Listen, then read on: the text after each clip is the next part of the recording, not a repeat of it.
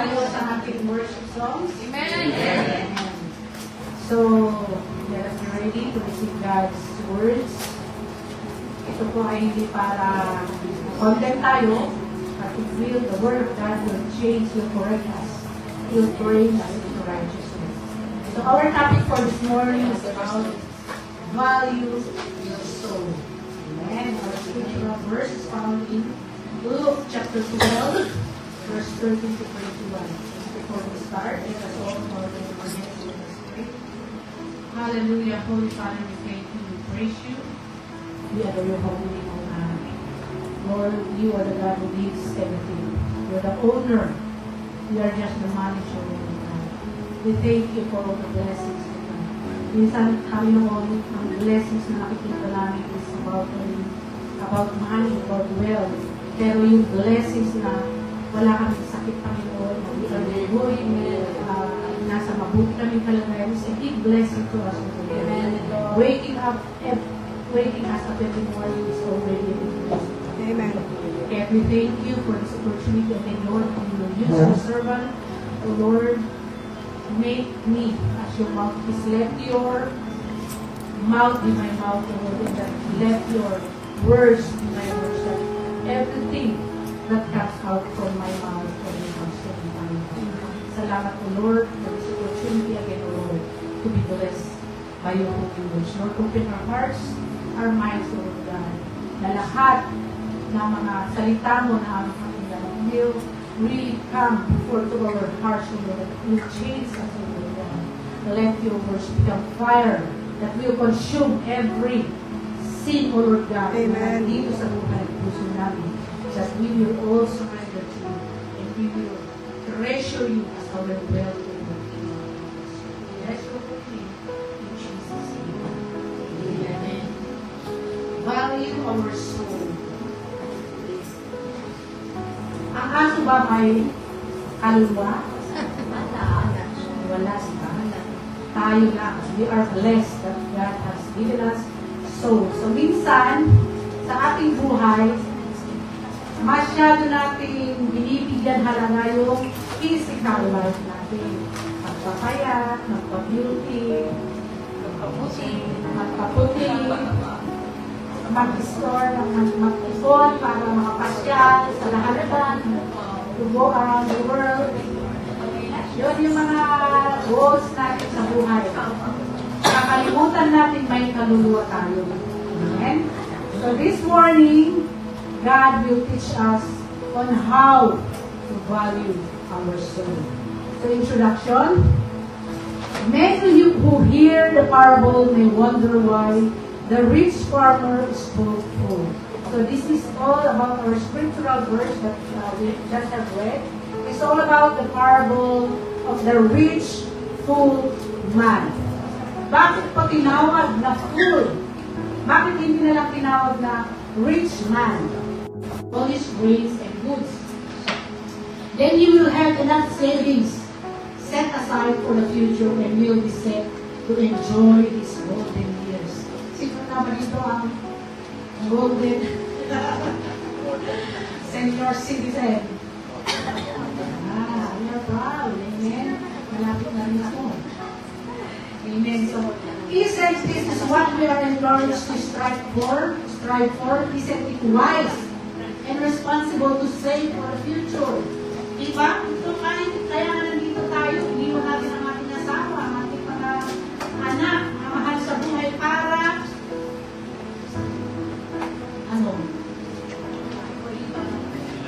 para magtrabaho at kumita ng pera para magkaroon ng mas magandang buhay.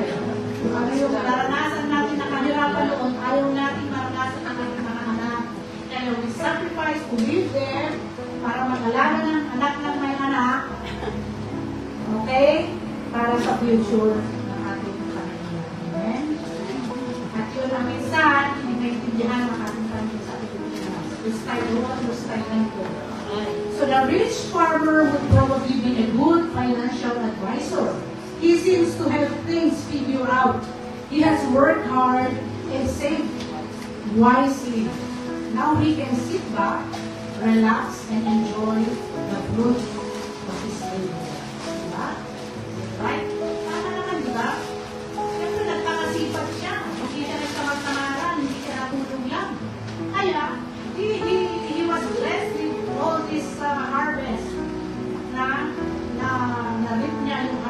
na pinagpaguran niya. And that is right. Ngayon.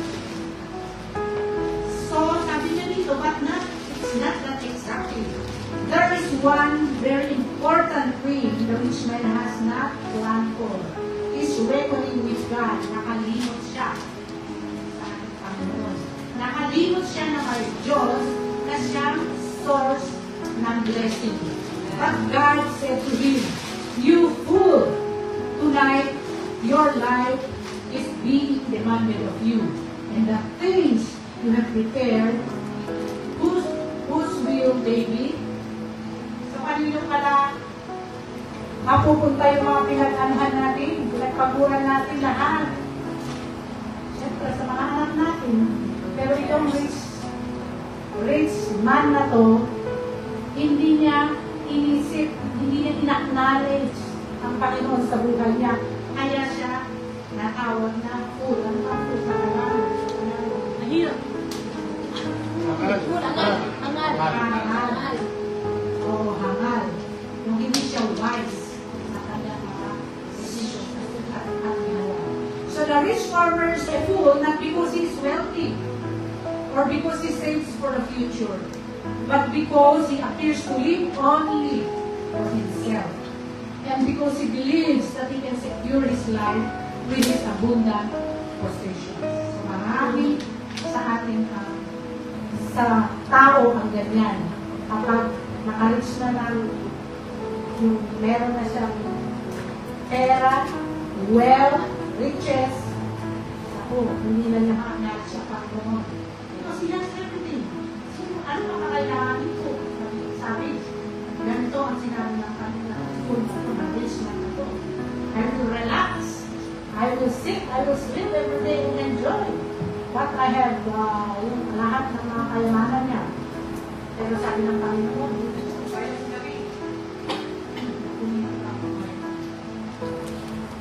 so the rich man's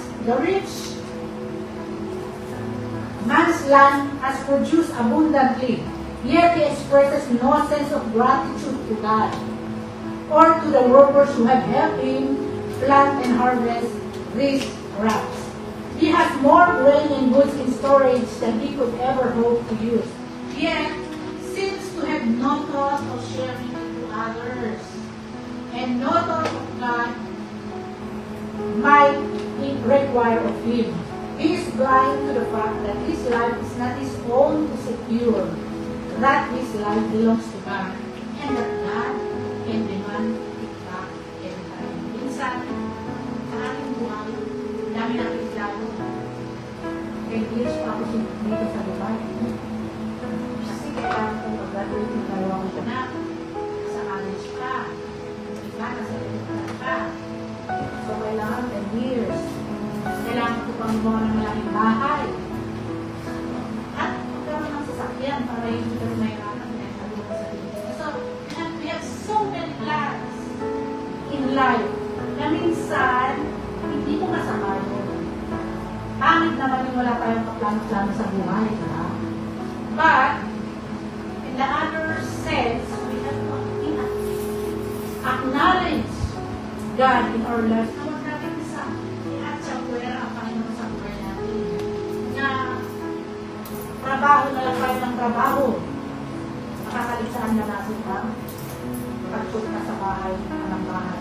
So many people, marami sa amin. So, tingnan nyo, ilan ang tao dito sa Dubai, pero pag pupunta ka sa big churches, ilan ang bakante. Why? Because they're busy working. Lalo na sa US na sabi nila, time is gold.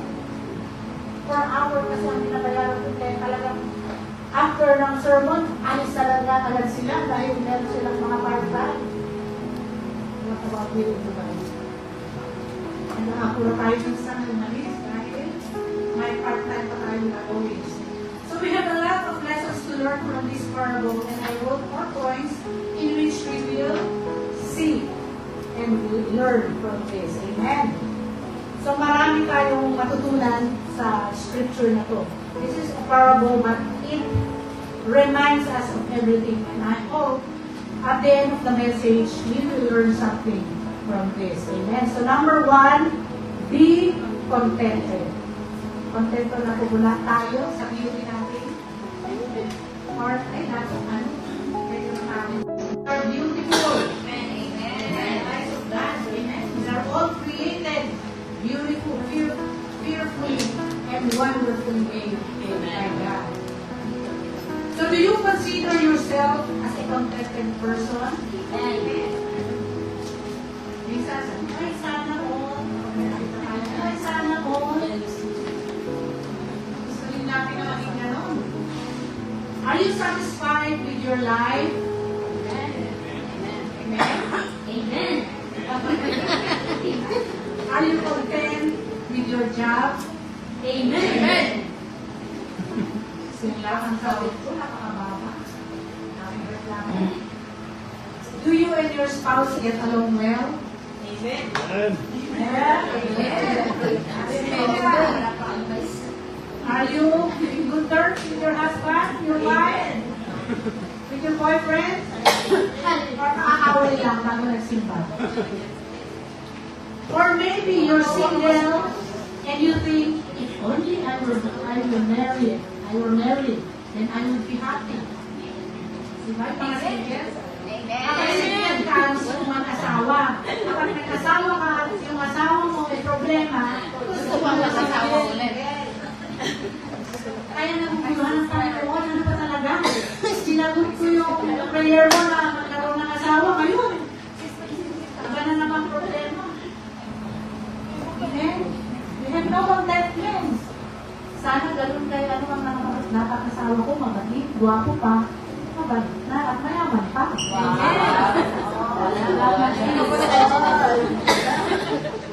Amen? Amen? Sana all. Amen. Or maybe you're married and you think, if only I am single again. Sino ba ang nagmasi maging single again? Ayan. Nagsisisi ka ng asawa. Mas minsan meron yung gano'n. Nakakagirap na yun tayo, wala may tulong ang aking asawa, kundi problema pa. Wala na kang naitulong. Problema pa. Amen? Eh, minsan gusto natin isoli sa kanyang nanay. Malapit na. Malapit na daw. Nanonood, joke. Nanonood, joke. Wala akong perfectong asawa. Anak, tatay at nanay. Amen. Habang nabubuhay tayo, habang andito tayo sa ibabaw ng mundo, hindi tayo magiging perfect. Amen? Pero, ano doon, ang maganda sa doon, we will pray kung ano yung weakness ng asawa natin. Amen. Kung bababae siya, hindi tayo dito sa so, pray for him. Amen. Amen. First of all, we pray mo na hindi yung change muna na makilala niya ang Panginoon. And then changes, transformation will follow. Kapag nakakilala na siya sa Panginoon. Amen. Amen. So when you wake up in the morning, do you look at the mirror and say, oh God, I thank you for making the way. Amen. Amen? Ganda-ganda mo. Amen. Wala, bumaba.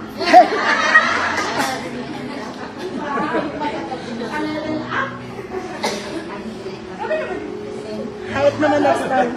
Height naman next time. Okay, praise God.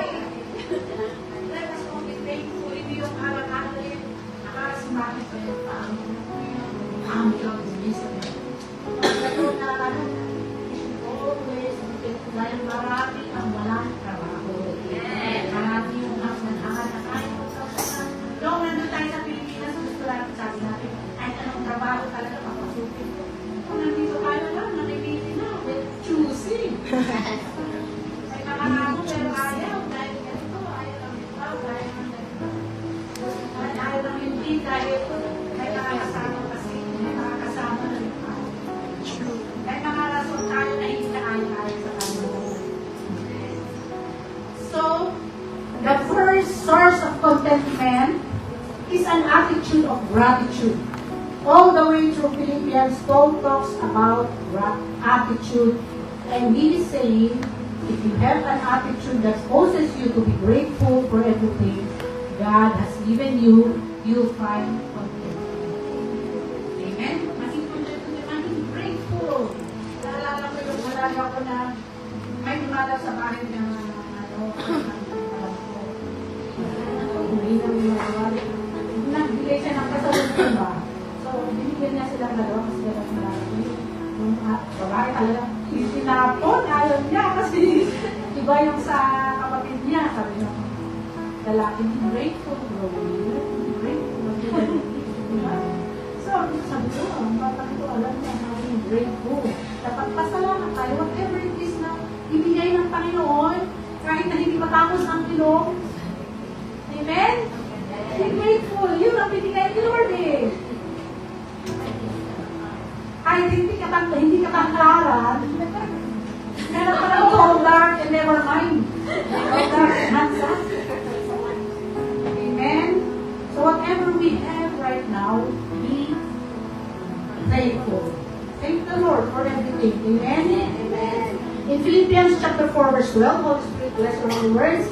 I know what it is to become in need, and I know what it is to have plenty. I have learned the secret of being content in any or every situation, whether well-fed or hungry, whether living in plenty or in want. Amen. So how can God will put blessing into our hands? Kung hindi tayo marunong magbigay, mag-share ng blessing natin. Amen? Luke 12:15, and he said to them, watch out, be on your guard against all kinds of greed, life that does not consist in an abundance of possessions. Amen? Hindi na ito pera ang nakapagbibigay ng satisfaction sa atin. Although, of course, we need money kasi hindi tayo makabili. Walang libre ngayon. But, ang gusto ko, it is a part of our lifestyle na ibigay. God is a rich God, hindi niya kailangan ng pera natin. He is just testing our obedience. Kung gaano tayo magtiwala sa Kanya that He will provide our needs. Kahit 10 na lang yung natira ng pera mo. Hindi ako makasimba dahil wala akong pera. Wala akong nagbigay. Don't you trust God? Hindi pa kung kaya kaba ng Panginoon kapag yun na lang yung pera mo pero bibigay mo pa? Do you think God will forsake you? No. Tinetest niya tayo minsan na wala na lang pero you still go to church because you believe na hindi ka niya pababayaan. He will use people para bigyan ka ng blessing. I praise God. Si Sister Chona, lagi yan on the rescue sa buhay ko. Amen? Amen. Sa mga pagkakataon na wala talaga akong laman yung net ko, sabi niya, punta ka dito. Ang dami na binibigay. Kapag kita tayo sa MOE, pinamalit din niya ako, sige. Amen kaya yung blessing sa kanya. Siksik, hindi ka ito mga pauwali. Amen. So, she's sharing Amen. Secret ng blessing. God is the giver of blessing. Hindi po yung amo natin. Hindi po yung boss natin. Those are just instrument of God para i-bless tayo. Pero ang Diyos pa rin ang may hawak ng lahat. Amen. Meron naman ngayon, pwede niyang tanggalin ka. Pwede niyang anytime tanggalin ka sa trabaho mo. If you are proud na, bless na bless ako ngayon, ang ganda naman ako. Tapos, hindi ka naman makapagbigay or hindi tayo makasimpa. God can give, but God can take away. Amen? Proven and tested na yan. Sa lahat tayo, di ba? Amen! That when we are obedient to God, makita natin, bigla na lang, may saving ako, pera yun. Pero may saving pagsabi din. Amen? Biglang may magbigay ng blessing na hindi mo inaasahan. Those are blessings na galing sa Panginoon because nakita niya na kahit na yun na lang yung pera, kahit na kulang yung sahod mo, you're still giving to God what is due to Him. Kaya, hindi natutulog ang Diyos. Makikita niya kung paano tayo mag-obey sa Kanya in spite na kulang talaga. Faith, yun doon na lalabas yung pananampalataya natin na Lord. Alam ko, Lord, kulang ang pera ko, kulang ang sahod ko, pero ibigay ko pa rin yung para sa iyo. I know that you will not forsake me, you will not leave me. Amen. Hallelujah. Oh, sa Saturday, tayo na lang lahat. Amen. Amen. We all have a choice about how to invest our lives. The choice simply put, it's greed or God. Yes, it's more realistic to say that we can serve God and at the same time try to get rich. But Yeshua drew the line plainly when he said, you cannot serve God and mammon. What is mammon? Money or wealth. We cannot serve God and money. He did not say you should not, but he says you cannot. It is an impossibility to serve both masters at the same time. You must choose one or the other. Like Satan or God. Dalawa na. Hindi dapat na mamangka ka sa dalawang dito. Isang paa mo, nasa kanya yung isa, wala, mamamali. And then you have to choose. Kung doon na kay Satan, go with Satan. Kay God. Hindi yung uwing ano lang tayo, maging tapat sa Panginoon, uwing sa Panginoon. Amen. In our text in Luke chapter 12:13, and man in the crowd spoke up and said, Teacher, tell my brother to divide the family inheritance with me. Sabi ko, sa text natin, sabi niya,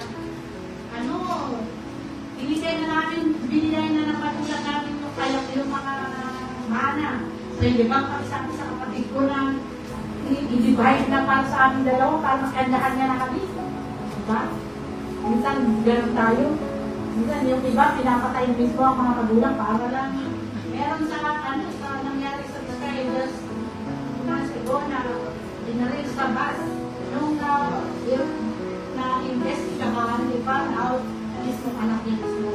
Pumatay na yung mayaman galing Canada. Canada ba? Canada. Yung this is real. Pinatay doon sa inantay doon sa tapos aftermind pa lang anak niya. Because mayaman, maraming pera sa kasi tingnan yung ang ginagawa sa pagmahal sa pera. It is not the money itself na kasalanan. It is our love for money. Yung paglalis na pagmamahal natin sa pagkaroon ng pera, yun doon tayo nakakasawa. Amen? The man was consumed with his problem. And he had come to try to get Yeshua to solve it. His problem was his greedy brother who wasn't giving him his fair share of the inheritance. This man had his focus on getting what he wanted in this world. He was actually more greedy than his brother. Yeshua shows him that his true need was to be ready for the next world. Amen. Actually, mas greedy siya. Akala niya yung brother niya ang greedy, pero siya, dahil gusto na niyang ma-old. Naka sa kanya na yung mana na binigay ng kanilang mga magulang. You don't have to read between the lines to see that this man and his brother were not best buddies at this point. Amen? This man's issue is not the amount that he had inherited, but rather the fact that his father left the inheritance to his two sons jointly. This man doesn't want joint ownership, but wants to be independent of his brother. His love of money supersedes his love for his brother. Amen.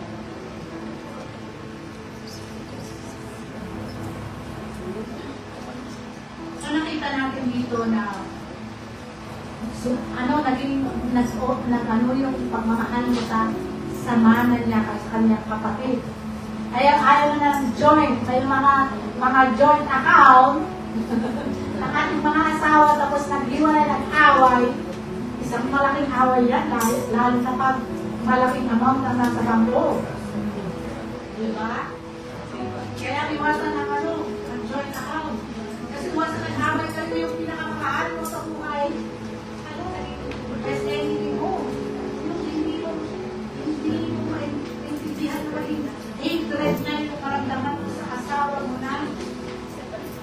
First love mo na siyang minahal mo ng grabe, labis-labis. Pag nag-away na, wala na. Hindi na makain ng yung mga pinagsasabi natin. Mga verses. Amen? So 1 Peter 6:10, for the love of money is the root of all kinds of evil. Some people eager for money have wandered from the faith and pierced themselves with many wounds. So huwag natin masyado mahanap ang pera. Amen? Kasi yun ang pinagmumula ng lahat. Mga magkakapatid na kakaaway-away. Yeah? Ruth, marami ang magkakapatid mismo. Dahil sa mga nabakit mas malaki kay Kuya, bakit sa kanya na punta yung bahay? So yun, hindi na nag-uusap ng taon. Dahil sa pangangana. How many families have been divided over the settling of the family estate? How many brothers and sisters are so angry that they won't speak to each other because they are at war over possessions or money that belong to their parents? I presume that the man bringing the complaint had some justification for this case. Yes, his brother probably wronged him, but Yeshua confronted his man with his own way. Maraming cases ang talagang nagpapatayan dahil sa mga lupain. Yung boundary, in-extend, lilipat, gabi. Diba? Yung puhod pa yun? Muhon. Dahil siyempre makakatabi yung namana, aba, yung gabi yung res, lilipat yung puhod. Dala ng itak yung isang pagdating. So, because of greediness sa mga wealth, sa mga bagay. And ayaw ng Panginoon yung gano'n. Kaya masabi, be contented with what we have. In Mark chapter 4, verse 19, Holy Spirit bless you, Holy Words, Yeshua said that the thorns that gradually grow up and choke out the word are the words of this world. And the deceitfulness of the world. Okay lang naman. Kahit hindi ako magsimba, I'm still blessed. Kaya pati Saturday, nagtanggap ng mga trabaho niya. Yes, maraming client dahil magaling kasi talaga siya ng trabaho. Pero, ano nga nawawala sa kanya? Nawawala siya sa Panginoon relationship. Unti-unti siyang nahila ng mga pagkaroon ng pera na nakita ng pera.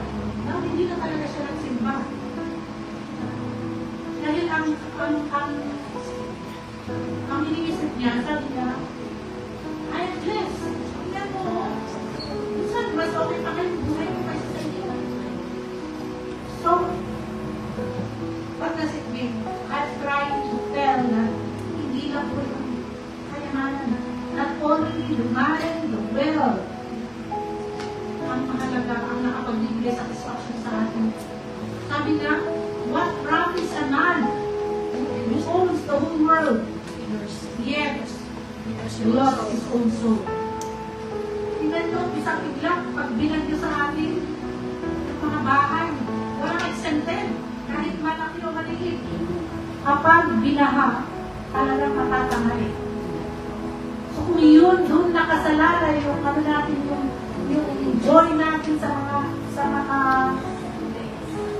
worldly, then mawawalan tayo ng joy kapag nawala ang mga yun. But when we are contented, kung ano ang binibigay ng Panginoon, meron man o wala, nandun tayo yung joy na Lord, thank you kami.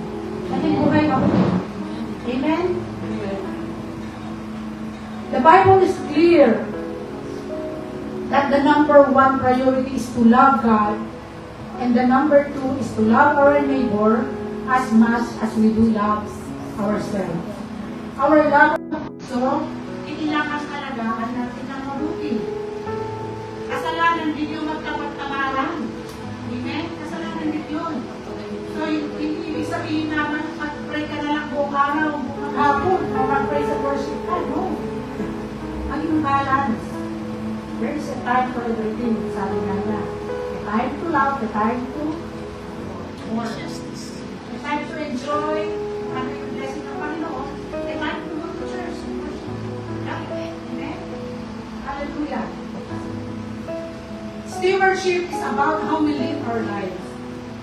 Christian stewardship is the management of your life for God, not only in terms of money, wealth, or possession, but the quality of our life. Yung time natin, paano natin i-manage. Yung talent natin, ginagamit ba para sa Panginoon? Ayaw namin sumayaw. Hindi namin magaling. Saan yung ihahalo? Pero kung sa video okay, nangunguna tayo. Ang mga kantahan, talagang may pataas-taas pa ng boses, 100%. Sa worship. Higirit ka ba? In order not only in our possessions, but in the talent of God is given us in the life. Yung time, how much time are we giving God in our 24 hours a day? 5 minutes, hindi natin maibigay. Amen? The man in the parable saw himself as the owner of all he had. Notice the prominence of the first person pronounced in this speech. 6 times he says, I, without any regard for God. He refers to my crops, my bars, my grain, my goods, and most frightening of all, my soul. He is in harmony with the proud and defiant words of William Henley's Invictus. He says, I am the master of my fate. I am the captain of my soul. Grabe, no? Parang na si William Henley. Yun ang ano niya, yung motto niya sa buhay. I am the master of my fate. I am the captain of my soul. So, nakita namin na hindi na acknowledge na si God ang pinanggalingan ng buhay namin. The Lord declares in Psalms 24 verse 1, O Spirit, bless your holy words. The earth is the Lord's and everything in it, the world and all who live in it. Oh, kita natin, the earth is the Lord's and everything. Huwag natin sabihin, kotse ko to, bahay ko to, akin to. Ano yung rich school? Sabi niya, my barn, my urmay, I will eat my way. Marami na mamatay sa kanta na yun. Pagkatawasin. I did it, sa last week. Okay na sana eh. No, we cannot do it by our own.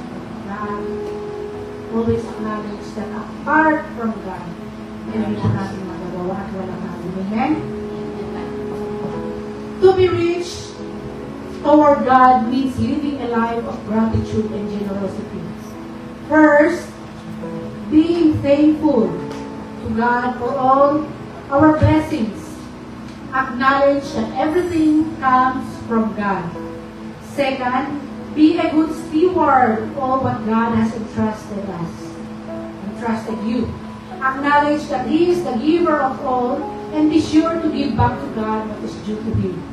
And thirdly, we have to be generous and share whatever blessings we receive to our neighbors as well as to our enemies. Amen?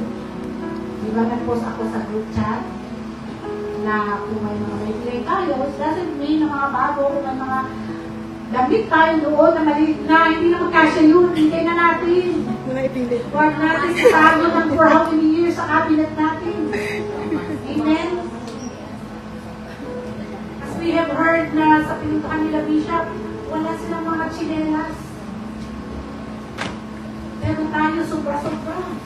Kahit lima na yung shoes, hindi pa rin. Oh, hello. Sa pag-uwi natin mamaya, maghalong tayo.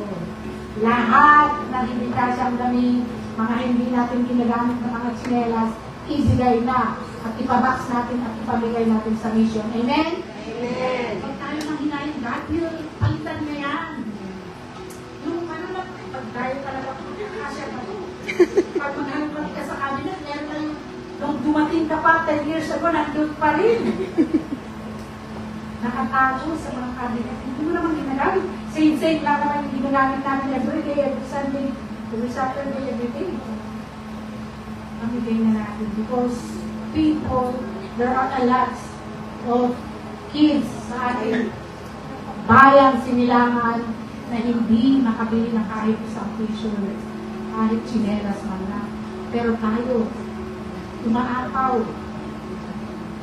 Hindi na natin nagagamit lahat eh. Andun lang nakabox. Ano yun? Naka-display? So ilan lang yung nag-agree. Para sabi ko, ayaw yata nila.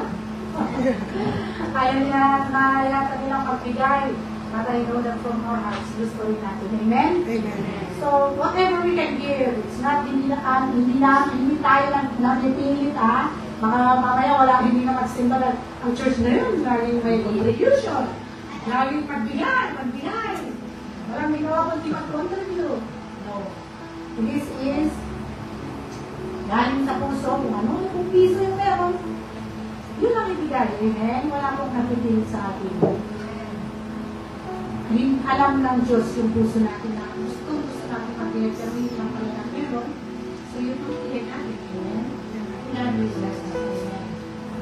Let us be all good steward of all what God has entrusted us. Our wealth, our health, our time, and everything in us are God's blessings to us. We don't own anything, not even our life. Everything is owned by God. We are just the manager, but He is the owner. Let us always seek to put God first above anything or everything in our lives. Acknowledging His sovereignty in all that we have, small or great. Pag nakatanggap tayo ng sahod, kulang pa. Buti na meron eh. Luke chapter 16 verse 10. Whoever can be trusted with very little can also be trusted with much. And whoever is dishonest with very little will also be dishonest with much. So yung sinabi ko, paano tayo bless the Lord, i-increase ang sahod natin ng 5,000, eh, hindi na natin may bigay yung 300, 200 kayo. Sana. Sa pang-allowance ko. May lang sa practice. Number 3. Store up what is eternal, not temporal. The rich man made a deliberate thought out decision, but he left out one critical factor, eternity. He had his bases covered for many years on earth, but not for eternity. Of course, he has no guarantee that even the goods will last. His barns could be hit by lightning and be burned to the ground. Be burned to the ground. Thieves can also take of all from him. Rats can eat and pollute his storehouse, and many other things can happen. Nothing in this life is guaranteed except. Amen? Wala pong permanent o wala pong natili. Yan nga. Minsan, biglang nag-lightning. Namatay ka. Naku, hindi mo pa nilagay yung mga beneficiary sa mga kayamanan ko. Patay. Sino ngayon ang magmana? Mag-aaway-aaway na ngayon. Dahil hindi mo ginawa yung last will and testament. Kaya mahirap din yung magkaroon ng maraming hari-harian. Talagang ano ka, papatayin ka, okay na yung kung ano meron, kung ano yung blessing, may ka, okay na yun. Pero hindi eh, maghanap pa. Extend. Nagawa ko ng mas malaki kasi yung label ko, mas malaki yung ginawa. Nakikipag-competition tayo sa mga tao sa paligid natin. Dahil sa pride natin na galing abroad, pero ang liquid ng bahay. Saan napupunta yung mga sinikita niya? So, ang ano natin, dahil nailito tayo, ayaw natin, so, ano din tayo? Talaga, magbalik ko talaga, nagawa talaga ako ng maling bahay. Nag-ipon talaga ako lahat ng araw sa trabaho ko. Amen? Amen. Amen. So, Luke chapter 12, verse 18 and 19. So he said, I will do this. I will pull down my barns and build greater, and there I will store all my crops and my goods. And I will say to my soul, many goods laid up for many years. Take your ease, eat, drink, and be merry. Inom dito. Sige, go out. Sige, order lang. Sky's the limit. Magpakasaya tayo at millionaire. Pagbalik sa Dubai, zero. Nagkautang pa. Ganun lagi, ang cycle na buhay natin. If we are not careful, we too can place our trust in things that are not permanent or eternally secure. The rich fool that Yeshua told of did just that. He was not condemned because he was rich, but it was his action that made him foolish. We must keep money and material possession in proper perspective. Hindi ko masama, gaya ng sinasabi ko. Of course, sino ba naman ang hindi mag-aim na magkaroon ng magandang bahay para mas comfortable kapag hindi? Clear thinking in these areas can sometimes be difficult.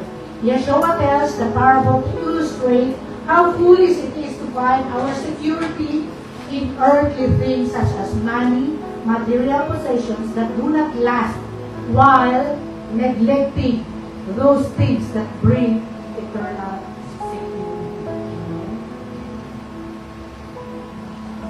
Pagdating natin sa langit, tanong tayo, ano ba ginawa ko sa ibabaw ng mundo? Bakit kita papapasukin? Ay, dami kong bahay. Marami akong kotse, no, Lord? At ang daming kong pera sa bangko. Diba? Sabihin natin. Sabi niya, don't store up things that are yung nawawala. Lahat dito sa mundo, temporary lang. We are just pilgrims here on earth. Pupunta at pupunta tayo sa talagang patutunguhan natin, which is with the Lord or with Satan. Choose now. Nasa sa atin ang choice. Kung ang material things doon nakasalala yung kaligayahan natin ay talaga. Kapag nawala yung bahay mo, talaga yun, hindi ko na alam, hindi na maipinta ang ating mga mukha. Diba? But when our security is to God, ano man ang mawala, we know and believe that God will bless us again. Papalitan niya ng Panginoon na mas higit pa. Amen. Kaya huwag natin, yung aming mga material things, kahit paano ibigay ni Lord yung mas na kotse. Mas level up, kung kaya natin pakawalan yung Toyota. Amen. So, God has a purpose in everything. Kaya minsan may mga nawawala sa ating buhay. Minsan, nalulugi tayo. Minsan, nag-i-scam tayo. Minsan, at dami sa ating nararanasan sa buhay. But can we just trust God na He will give what is best. Minsan, bigla tayo nawala ng trabaho. That's the purpose. Because He had prepared a better one. Lalo tayong hindi magsimba, lalo tayong hindi magtiwala sa Panginoon, eh di lalo. Amen? Katulad nyo, gusto kong sabihin, all the more we trust God because He is just testing our faith. Na despite na nawalan ka ng trabaho, willing ka pa rin magsimba. Nawalan ka ng ganito, gano'n, pero nandun pa rin yung joy mo para magsimba sa ating Panginoon. Amen? Amen. Colossians, saan na tayo? Colossians 3, 2-4, Holy Spirit, bless your holy words. Set your minds on things above, not on earthly things.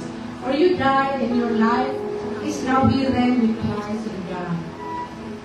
When Christ, who is your life, appears, then you also will appear with Him in glory. Amen. As we start another week of our lives, may we strive to be truly rich, not in the material sense, but in love, kindness, generosity, and most of all, in our relationship with Yeshua. For in Him we find treasures that neither moth nor rust can destroy, and where thieves cannot break in and steal. Amen. Hindi man nakakawa. Nga, meron tayo lahat. Pero nung namatay tayo, napakakunti ng tao nakilamay. Bakit? Ang sama ng ugali natin. Hindi tayo nag-share sa mga blessings. Pero yung mahirap, yung namatay, grabe ang tao. Diba yung nakikita kung how good are you as a human being? How is sharing the blessings? O sarado yung mataas na bakit lagi. Walang makakapasok na mahirap dito. Maghili yung mga anla. Amen? So, Matthew chapter 6, 19 and 21. Holy Spirit, bless your holy words. Tapos na ba to? Do not store up for yourself treasures on earth where moth and rust destroy, and where thieves break in and steal, but store up for yourselves treasures in heaven where moths and rust do not destroy, and where thieves do not break in and steal.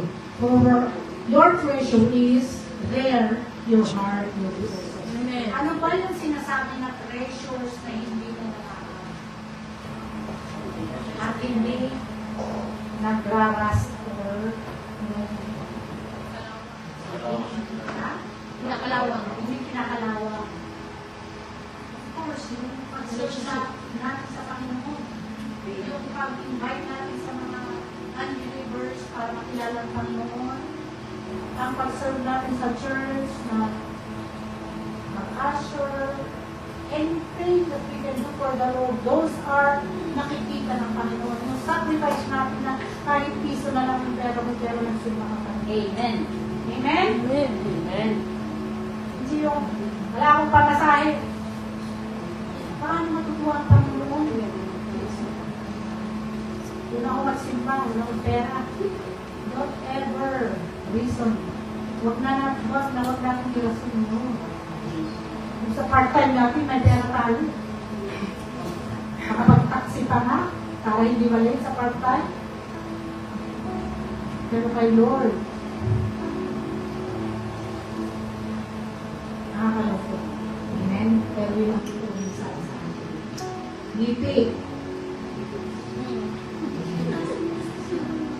Number 4, the last, value your soul. Our earthly life is temporary. So be sure to value your soul more than your possession. Mark chapter 8, verse 36. For what shall it profit a man who gains the whole world, yet loses his soul? Nag-enjoy ka nga sa pagkala dito sa ibabaw ng mundo. Namatay ka, nung in the peak of your enjoyment, biglang natakot ka sa puso at namatay. Dahil sobrang saya sa kayamanan. Overjoyed. At ating namatay. Pumunta ka sa impyerno. Sabi mo,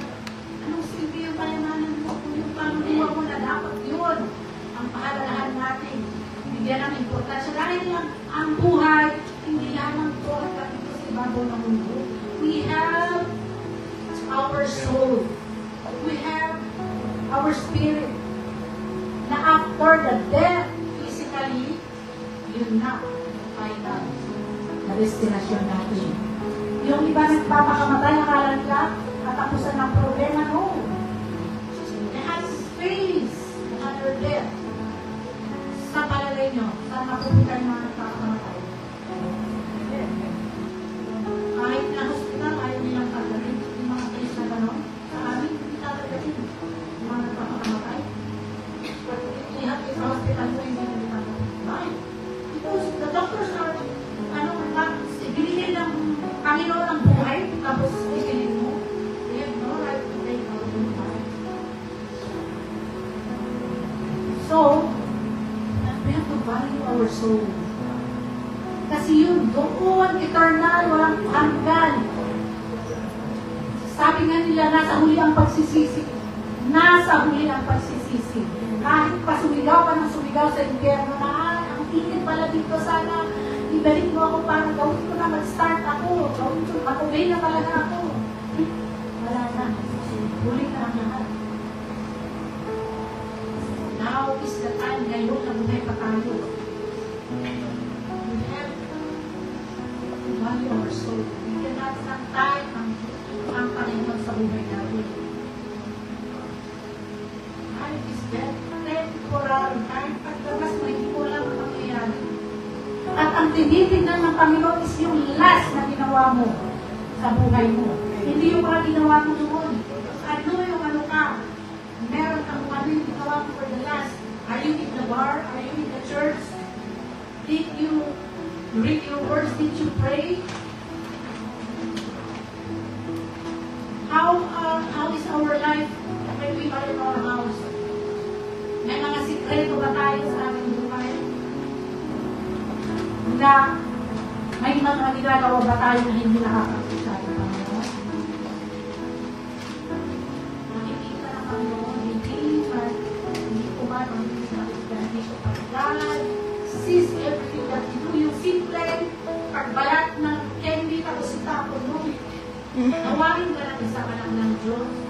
Those are simple things na, di ba? Akala natin, madumi na lang, daming basura. Tapon mo na lang. Diba?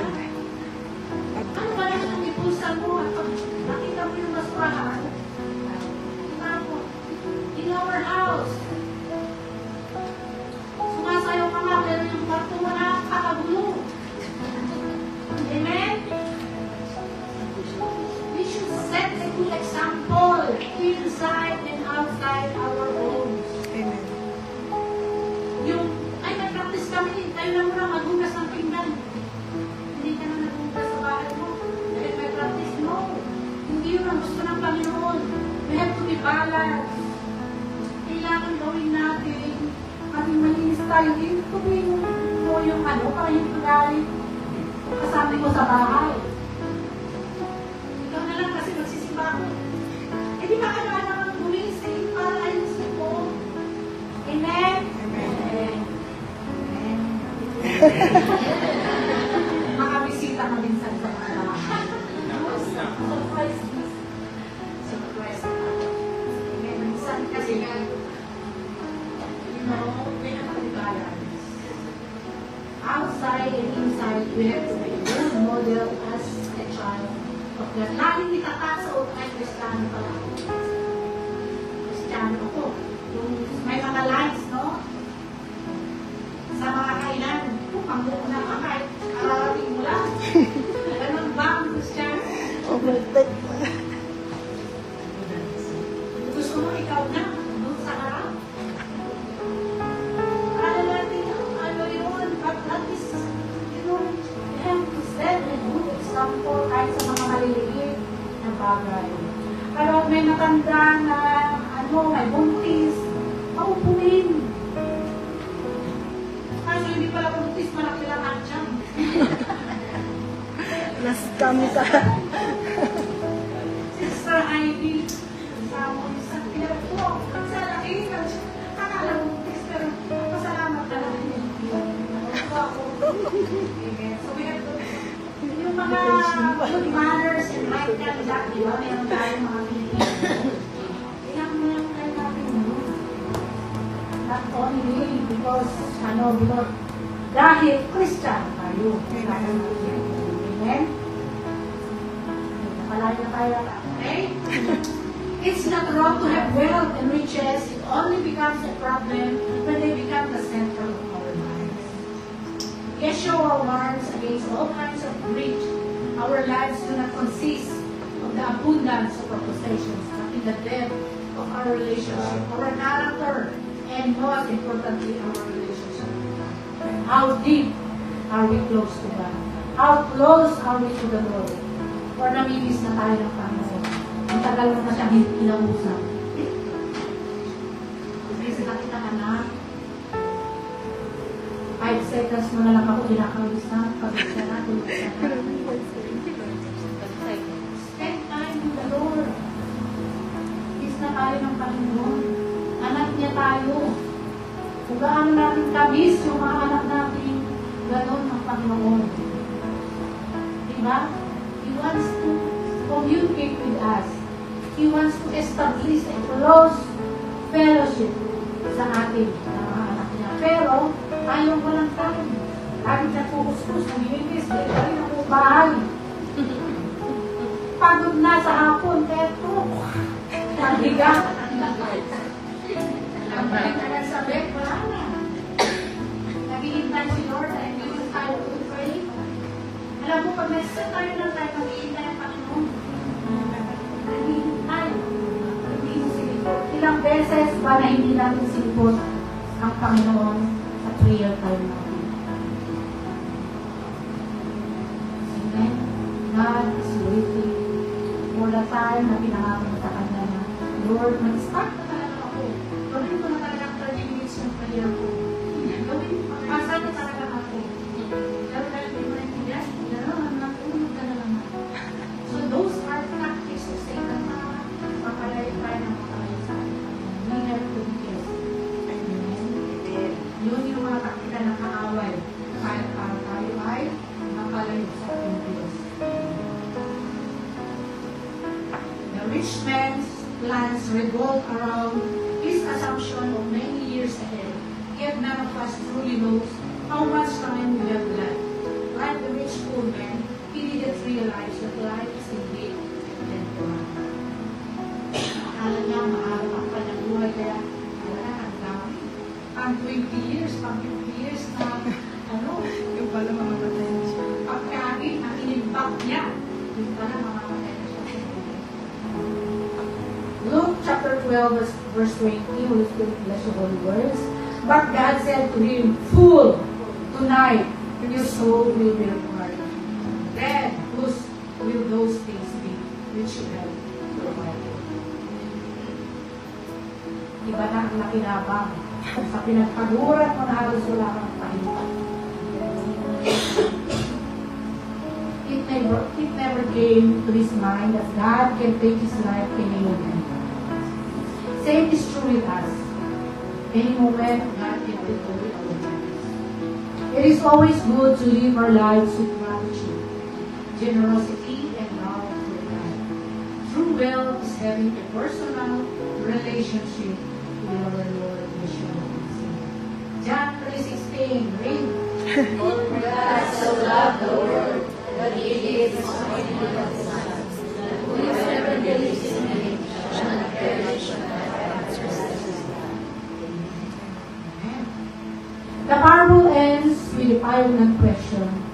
What value are our earthly treasures if we are not rich over God? What treasures are we storing? Are our barns filled only with earthly possessions, or with acts of kindness, love, and faithfulness? Are we living for today without a thought of eternity? Are we rich in material wealth, but bankrupt in our relationship with Yeshua? Material wealth can be fleeting, but a rich relationship with God is eternal. It's the kind of wealth that feeds the soul, brings genuine joy and has eternal significance. Diba? Nandun yung sabi nga nila, nakakaboy na buhay nila. Walang nightlife. Hindi lang alam nila yung joy.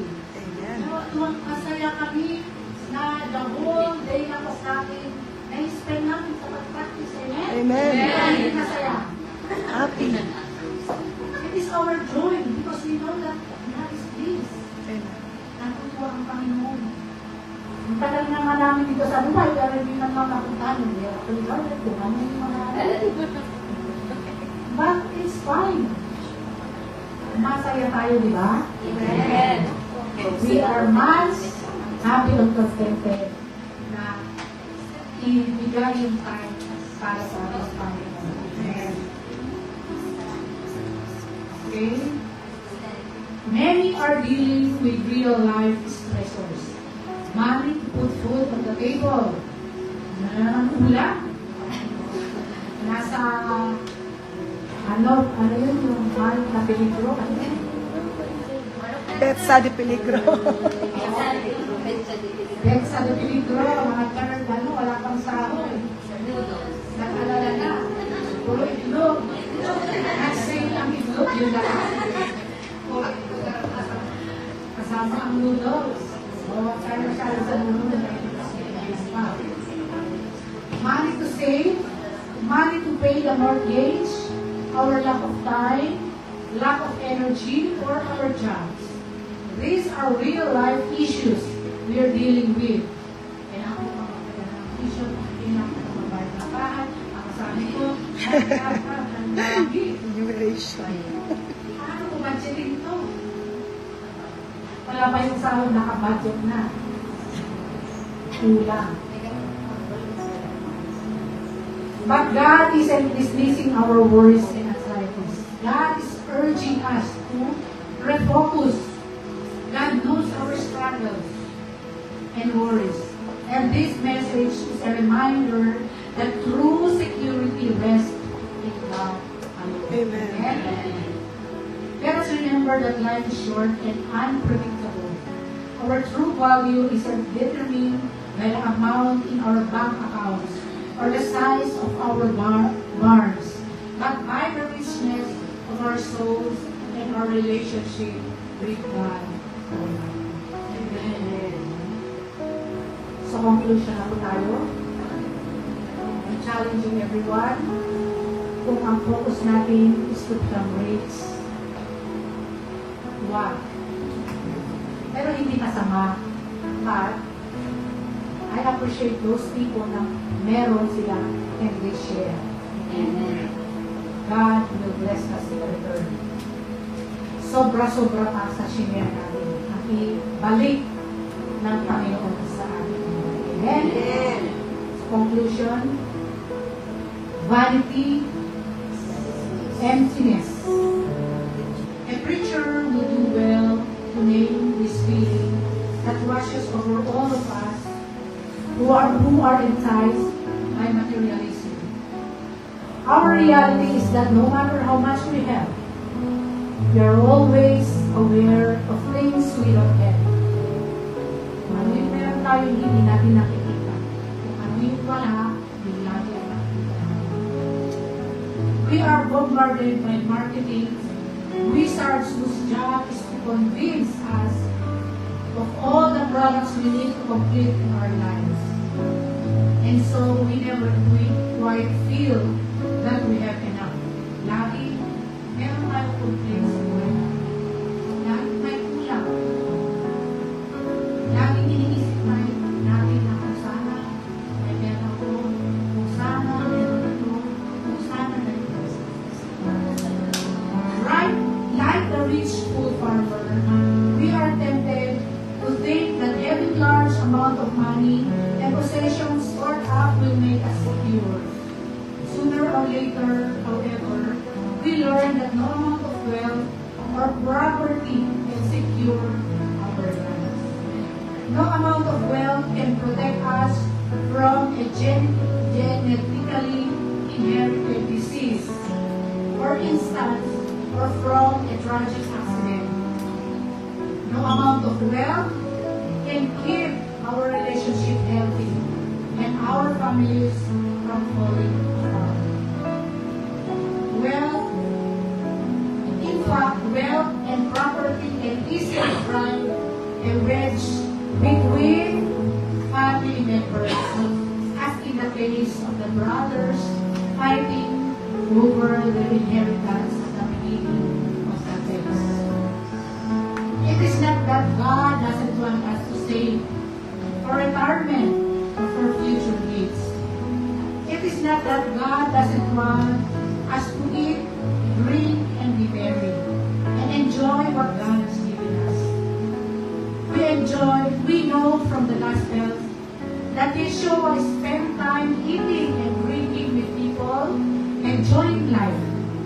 But he was also clear about where his truth and he was living.